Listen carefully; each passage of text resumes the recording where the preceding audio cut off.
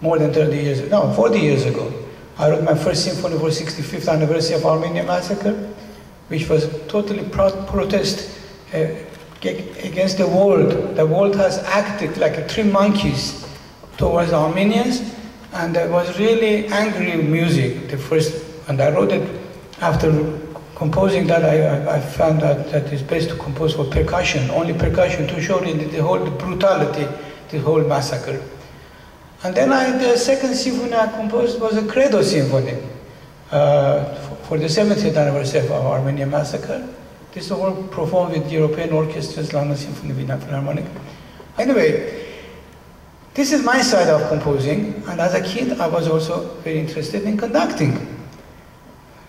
And I was 14 years old, like, no, it didn't happen to me like this guy who was walking the street, a young conductor, and the angel Gabriel came to me and says, listen, I have a good news and bad news for you. Which one you want to hear?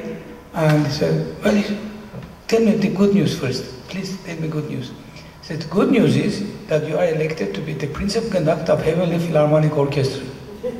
Well, what's that? He said, the Heavenly Philharmonic Orchestra is Yasha Heifetz is the concertmaster, Kusevitsky is on double bass, Meir Huin is the second violin, and all these great musicians are performing in this Heavenly Philharmonic Orchestra. I said, really? And I am such a young conductor, and they selected me to be the principal conductor of this orchestra? I said, yes.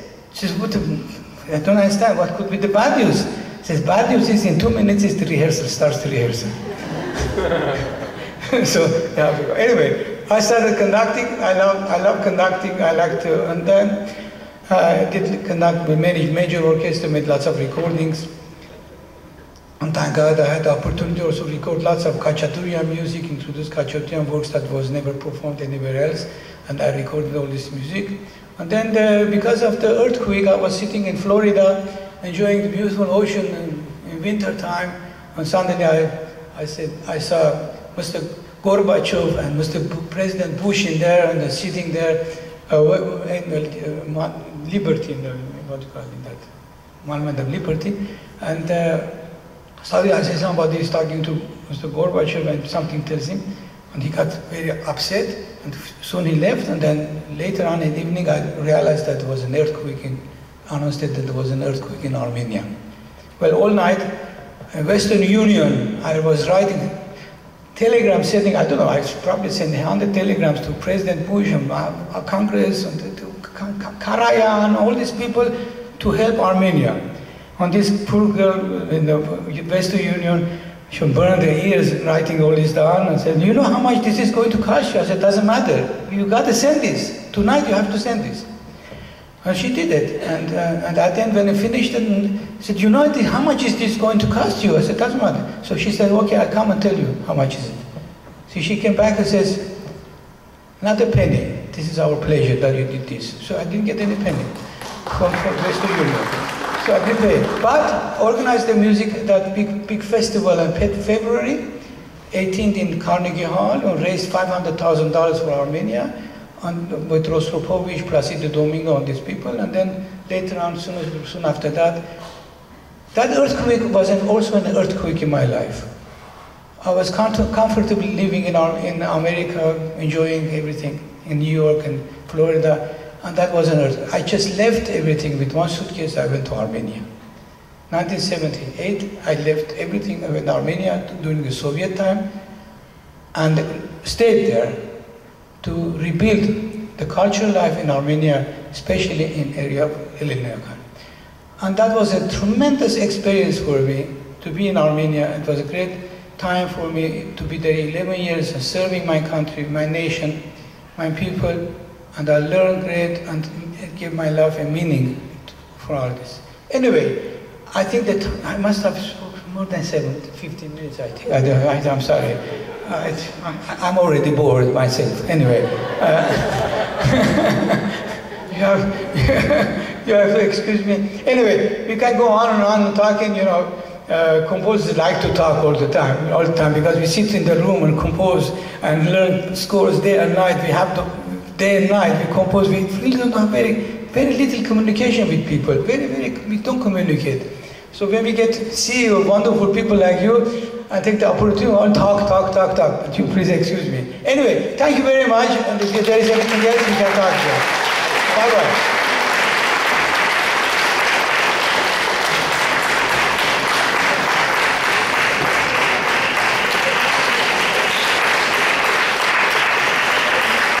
I defer. Scholarly answer. I defer. I mean, I can take a crack at it for like 2 seconds, or I can. Yes, musicians who create music, the creative mind always looks to something that can provide the pathos of unfortunate events as far as arts are concerned. Happiness is strange to musical forms, and so for that respect, maybe the Armenian Genocide has enriched the Armenian musical thought and the building blocks of Armenian culture. So, I don't know how accurate that was, but that's... I couldn't agree more.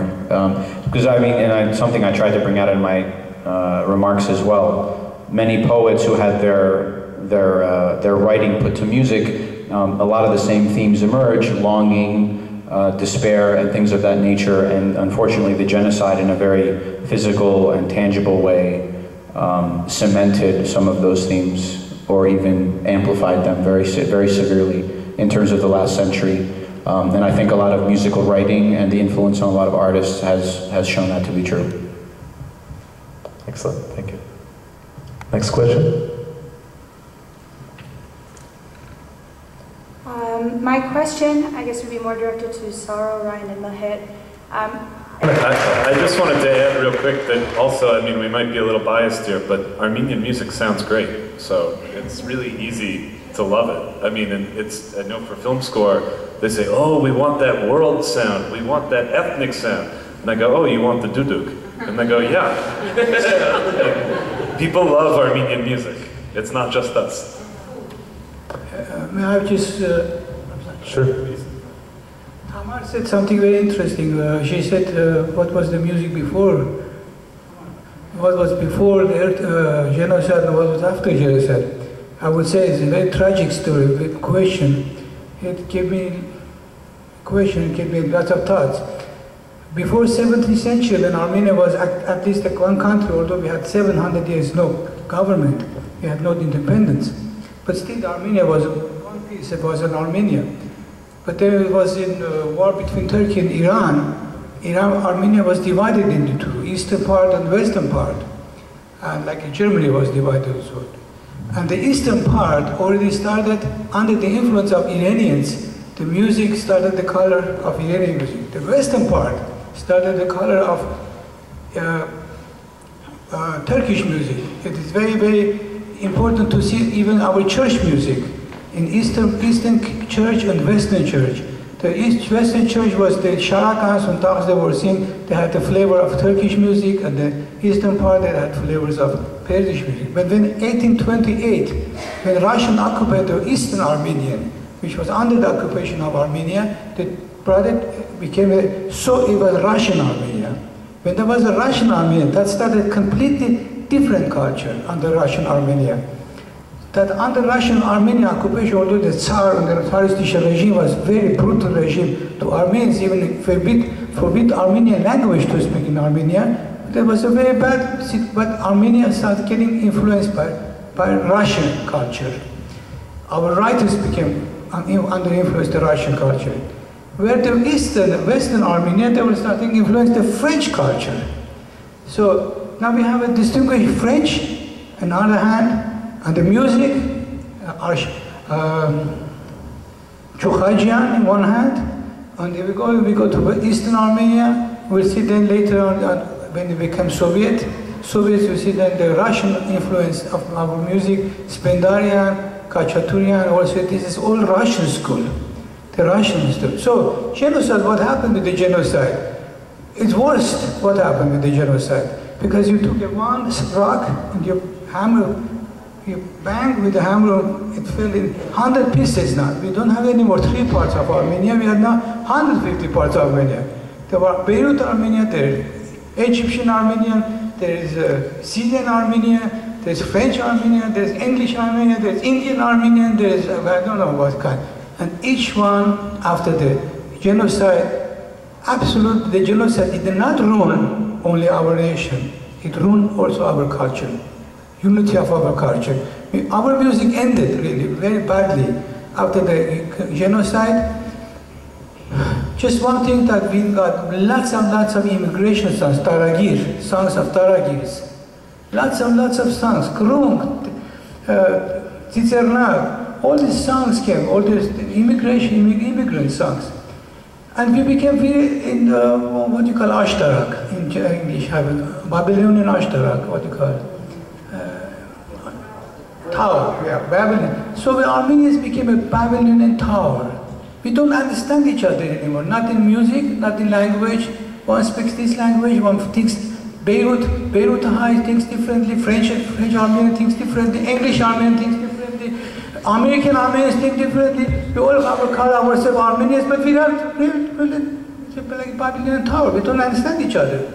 And sometimes it's much better that we speak English in one common language, we understand much better than if you speak Armenian. In Armenian, when we speak, then each one thinks differently.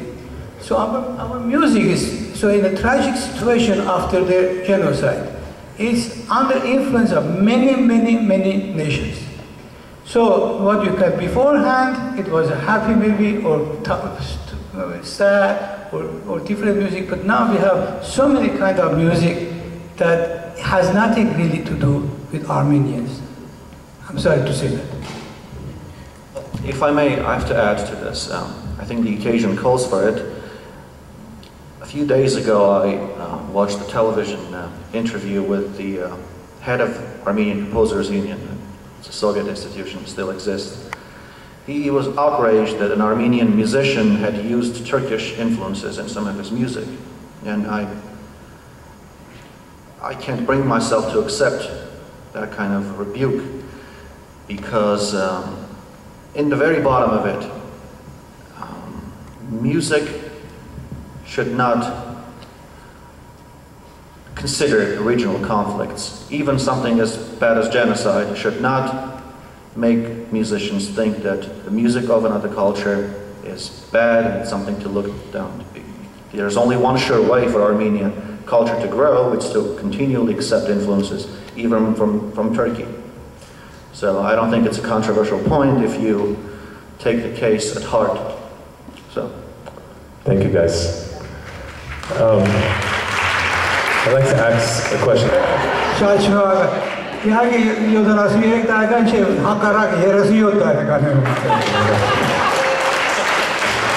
Before you guys go, please turn in your evaluation forms in the back of the room, and I hope that you all will take away with you a piece of what you heard today and share it with your friends and family. Have a wonderful Saturday afternoon. Thank you.